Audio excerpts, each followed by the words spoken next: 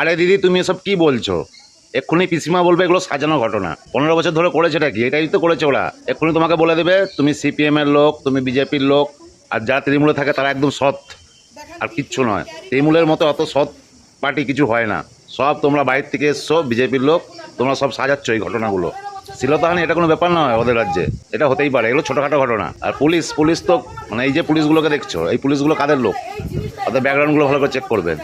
দীর্ঘ 15 বছর পরেও এরা সরকার পরিবর্তন হয়েছে, তাও এদের মন থেকে সেই কুরুচি, সেই কুমন্তব্য সেইটা যায়নি। একটা ছোট্ট বাচ্চা মেয়ে, সে ক্লাস মানে কলেজে পড়ে, স্কুল থেকে কলেজ থেকে ফিরছে, কম্পিউটার শিখে ফিরছে, রাস্তার মাঝখানে তার শ্লীলতা হানি করছে। এরাই নাকি পুলিশের রক্ষক, মানুষের রক্ষক। ইনারা ভূমিকা পালন করছেন রক্ষকের, না হয়ে ভক্ষকের ভূমিকা পালন করছেন। একটা ছোট্ট মেয়েকে আপনার লজ্জা করে না? একটা ছোট্ট মেয়ের গায়ে হাত দিতে আপনার বাড়িতে বোন নেই? কি ভেবেছেন আপনারা? সেই জীব লক করছে এখনো, 15 বছরের জীব লালসায় এখনো ভরে আছে আপনাদের, না?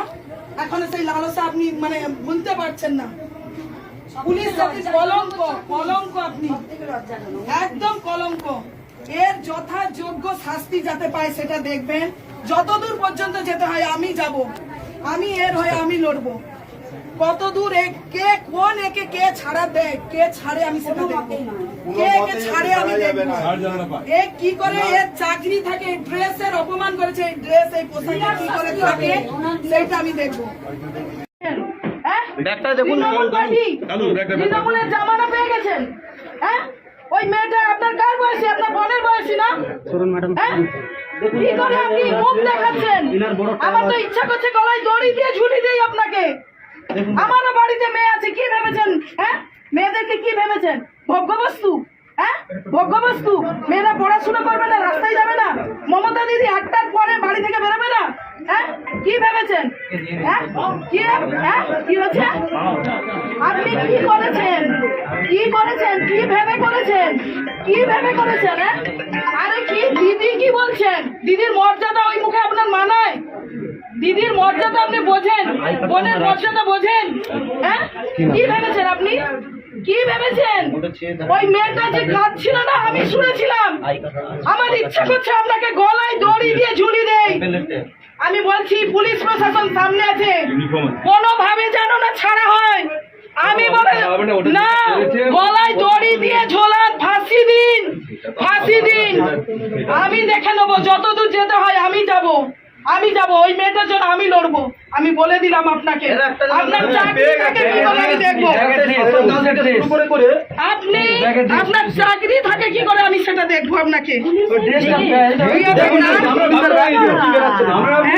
বাপরে, আরে দাদা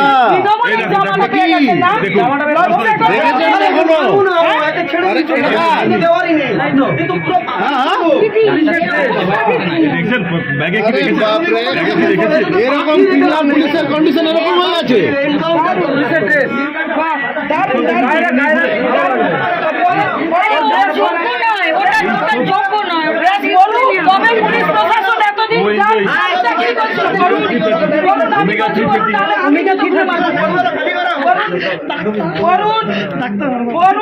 আমি জুতো খুলে মারবো।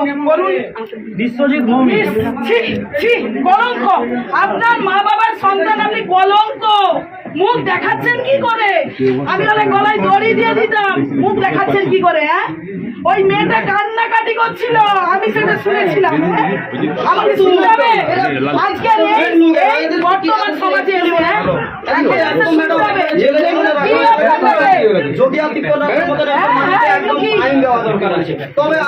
আপনাকে খেতে বলেছে কেন? আপনাকে কিসের জন্য খেতে বলেছে? ছি, আপনি রক্ষক, হ্যাঁ, আপনি রক্ষক। গলায় ঝুলান, ঝুলান, ঝুলান, দেখুন, সবাই দেখুন। হ্যাঁ, আপনি আইনের রক্ষক। একটা ওই বাচ্চা মেয়ের গায়ে আপনি হাত দিয়েছেন। আপনি কোন জায়গায় গেছেন? কোন জায়গায় গেছেন? হ্যাঁ, লজ্জা করছেন না? বিষ্ণে মরে যান আপনি। ছি ছি ছি ছি ছি। কি কি বেড়াচ্ছে? দেখো চাকরি কি করে থাকে, কতদূর যেতে হয় আমি জানি। ম্যাডাম, আপনি একদম কি ভেবেছেন?